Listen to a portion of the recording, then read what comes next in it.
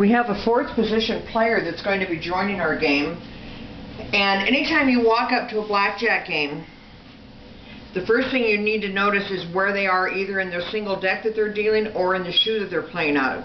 Very often now a casino will require that you wait until the end of the shoe, and the dealer will say that to you. If you sit down, put your money on the table, the money always goes in between the wagering spot, never onto the spot, because that could be mistaken for a wager. So you put it in between, then the dealer is going to bring it up and make change. However, if they're in the middle of the shoe or the middle of the deck, the dealer may push the money back and request you'll have to wait until the end of the shoe.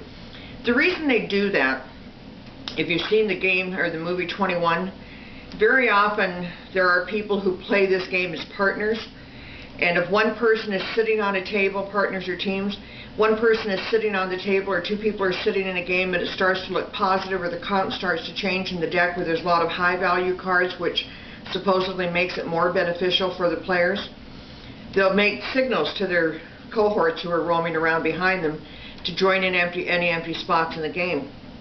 So one of the counteracting measures for that from the casino is that they don't allow people to jump in the middle of the shoe or in the middle of a hand. So if they require you to wait, then just sit there and watch. It's a great opportunity to watch the flow of cards, watch what's happening with the other players, watch how they play their hands.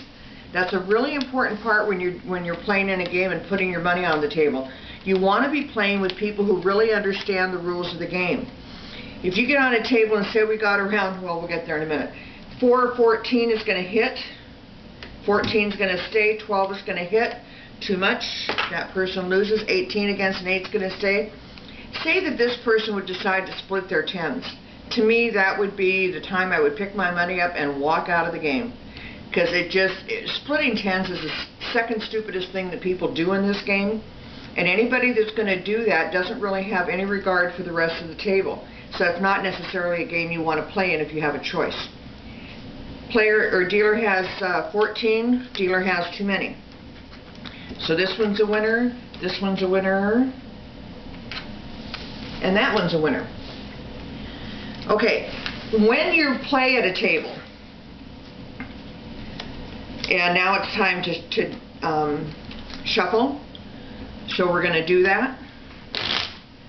And then the dealer would signal to that person to slide their money in, which they would do. The dealer would put it up in front of them, and then they would give this person their $5,000 buy-in, and the person would give them a player card.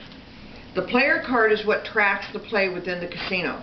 So at this point, the dealer's obligation is to call out player card, and the pit boss will come over, pick up that card, take it, and enter their information into the computer to let the cage or the cashier cage or the people who take care of the money know that that person is in the house and that they just bought in 100, 200, whatever it is on that table, and they're in blackjack pit so-and-so if anybody wants to keep an eye on them and see how they're doing. They might do that based on how long the person has been in the house, how many days they've been there on the trip, how much the house is comping them. If you have a whale, which is considered to be one of the real high roller players where they're getting hundreds of dollars worth of free benefits, the house is really interested in knowing how much they're playing. Very often people might try to circumvent that by coming in, buying in, say, 400, 500, 600 in the pit, getting that tracked into their thing, and then disappearing after 10 or 20 minutes, going to the cashier cage and cashing their money in, or cashing their chips in without their player card, where people wouldn't have any idea who they are. People do all kinds of things. As I've told you before, we do a fantasy casino party, and that's what our interest and expertise in gaming has evolved into. And even though it doesn't cost people anything to participate, it doesn't cost people anything to play, and they're not playing for cash, they're playing for prizes, which are sometimes very valuable and very attractive, but they're not playing for cash, and it's not cost, it's a fun experience. Chance to learn more about the games. You would be absolutely amazed at how many people are compelled to cheat in various ways just because the opportunity is there. It makes no sense to me, it never has, but I see it all the time. 18 against a 10 is going to stay, 20 is going to stay, 19, double down against a 10. Again, unless that person is ahead and this person just bought into the game so he doesn't know if he's ahead or not, we're just going to go ahead and hit. Nice hand though. 20 and dealer has 13. Dealer has 17. Looks like everybody's going to be a winner on that one, and that's great. Now, by this time, the pit bosses come back with the card. Very often, like Harrah's in Reno has, and I think in Vegas too, has a deal where you just slide your card right into the table and the little green light has to be on. That's how they know that you're still at the table. Other times, the pit bosses will come by and check to make sure that the people that they have entered in the computer are still there. So you should leave your player card on the table, or you can ask the pit boss if it matters. It's the same card that if you're playing slots, you're going to be out there putting that into the slot machine and hope you don't walk away and forget it. But it's how the house knows how much money you're playing, but more that they're concerned about is how many hours you're playing. Because you could walk up and make one $5,000 bet and that could be the end of it.